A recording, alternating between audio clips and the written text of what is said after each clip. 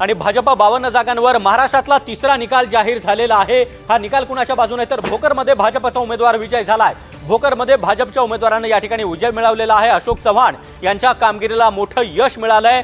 भोकरमध्ये भाजपचा उमेदवार विजय झालाय, त्यामुळे महाराष्ट्राचा तिसरा निकाल हा भाजपच्या बाजूने लागल्याचं चित्र पाहायला मिळतंय। पहिला निकाल हा राष्ट्रवादीच्या बाजूने लागलेला होता, मात्र तिसऱ्या निकालावर भाजपने आपलं नाव हे कोरलेलं आहे आणि शिक्कामोर्तब केलाय। तिसरा जो निकाल लागलाय तो भाजपच्या बाजूने लागलाय।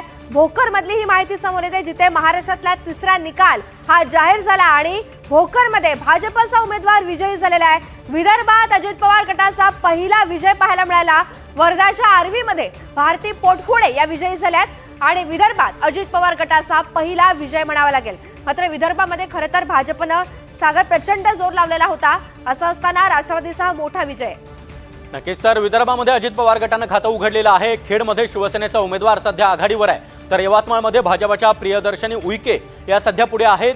खेडमध्ये शिवसेनेचा उमेदवार आघाडीवर असल्याचं चित्र पाहायला मिळतंय। भाजपनं अर्धशतक पूर्ण केलेलं आहे। यवतमाळमध्ये भाजपच्या प्रियदर्शनी उईके या सध्या आघाडीवर आहेत। खेडमध्ये शिवसेनेचा उमेदवार आघाडीवर असल्याचं चित्र पाहायला मिळतंय। तर यवतमाळमध्ये भाजपच्या प्रियदर्शनी उईके सध्या पुढे आहेत, आघाडीवर आहेत आणि खेडमध्ये शिवसेनेचा उमेदवार आघाडीवर आहे। त्यापाठोपाठ चंदगडमध्ये भाजपचा नगराध्यक्ष हा विजयी झालाय। सुनील कावनेकर हे विजयी झाल्याचं समजतंय। गंगापूरमध्ये अजित पवार हे सध्या आघाडीवर असून संजय जाधव यांनी आघाडी घेतली आहे। गंगापूरमधली अपडेट आहे, अजित पवार गटाचे संजय जाधव यांनी आघाडी घेतली आहे। तर प्रत्येक अपडेट आम्ही तुम्हाला सांगतोय। वेगवान निकाल सर्वात आधी एनडीटीव्ही मराठीवर आपण पाहतोय। यवतमाळमध्ये भाजपच्या प्रियदर्शनी उईके या सध्या पुढे आहेत। तर आताची सर्वात मोठी ब्रेकिंग बातमी आपण पाहतो आहोत, ती म्हणजे मालवणमध्ये शिंदेंच्या शिवसेनेला मोठं यश मिळालेलं आहे।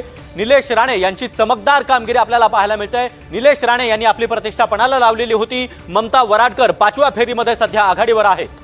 निश्चितच निलेश राणे यांनी आक्रमक भूमिका घेत इथे सुरुंग लावलेला होता एकंदरीतच भाजपच्या भूमिकेला, आणि महायुती जरी असली तरी सुद्धा आपली आक्रमक भूमिका, रोखठोक भूमिका त्यांनी मांडलेली होती। मोठं आव्हान भाजपच्या समोर उभं केलेलं होतं, त्याचं हे यश म्हणावं लागेल। आताची सगळ्यात मोठी बातमी समोर येतेय, मालवणमध्ये शिंदे सेनेला मोठं यश मिळालंय, कारण निलेश राणेंची चमकदार कामगिरी पाहायला मिळतेय। या ठिकाणी संभाजीनगरमध्ये भाजप 2, ठाकरे गट 2 आणि काँग्रेस एका जागेवर आघाडीवर आहे। तर शिवसेना 1, राष्ट्रवादीचा 1 उमेदवार सध्या आघाडीवर आहे। संभाजीनगरमध्ये भाजप 2, ठाकरे गट 2 आणि काँग्रेस 1 जागी सध्या आघाडीवर आहे। तर शिवसेना 1 आणि राष्ट्रवादीचा 1 उमेदवार सध्या आघाडीवर असल्याचं चित्र आपल्याला पाहायला मिळतंय। मराठवाड्यामधील संभाजीनगरमध्ये भाजप 2, ठाकरे गट 2 जागांवर सध्या आघाडीवर आहे। शिवसेना शिंदे गट 1 आणि राष्ट्रवादीचा 1 उमेदवार सध्या आघाडीवर आहे। तर वरचे आकडे देखील सातत्याने बदलत आहेत। भाजप सध्या 54 जागांवर, शिवसेना शिंदे गट 22, राष्ट्रवादी अजित पवार गट 19, तर ठाकरे गट सध्या 5 जागांवर।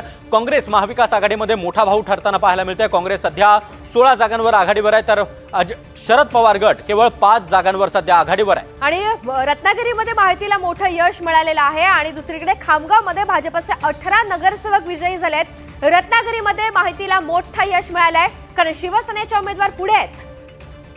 रत्नागिरीमध्ये महायुतीला मोठं यश मिळाल्याचं आपण पाहतोय। कन्नडमध्ये काँग्रेस नगराध्यक्ष सध्या पुढे आहे आणि खामगावमध्ये भाजपचे 18 नगरसेवक विजयी झालेत। रत्नागिरीमध्ये महायुतीला चांगलं यश मिळाल्याचं चित्र आहे। शाहूवाडीमध्ये ठाकरे गटाचे 5 नगरसेवक विजयी झालेत।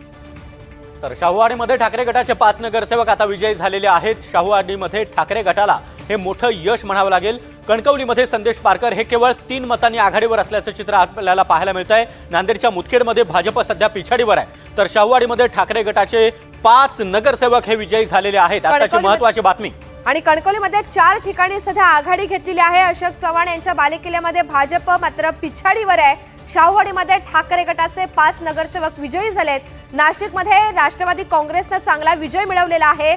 आमदार संजय गायकवाड यांच्या पत्नी सुद्धा आघाडीवर आहेत आणि तिथे त्यांना दिलासादायक बातमी म्हणावी लागेल, कारण इथे त्यांनी चांगला प्रचार सुद्धा केलेला होता। सांगलीमध्ये शिंदेंची शिवसेना आघाडीवर आहे। शाहूवाडीमध्ये ठाकरे गटांना आघाडी घेत 5 नगरसेवक हे त्यांचे विजयी झालेत। तर कोल्हापुरातील एक निकाल आता हाती यायला सुरुवात झालेली आहे। पहिल्या कलांमध्ये आपण पाहतोय तिकडे मुक्ताईनगरमध्ये शिवसेनेच्या संजना पाटील सध्या आघाडीवर आहेत। संजना पाटील या चंद्रकांत पाटील यांच्या कन्या आहेत आणि शिवसेना शिंदे गटाचे आमदार चंद्रकांत पाटील यांच्या कन्या संजना पाटील या सध्या आघाडीवर आहेत। तर मुक्ताईनगरमधील हा कल आपण पाहतो आहोत. सुरुवातीचे कल आता हाती येत आहेत. काही निकाल देखील आपल्या हाती आलेले आहेत. मुक्ताईनगरमध्ये शिवसेनेला मोठं यश. संजना पाटील या आमदार चंद्रकांत पाटील यांच्या कन्या त्या सध्या आघाडीवर आहेत.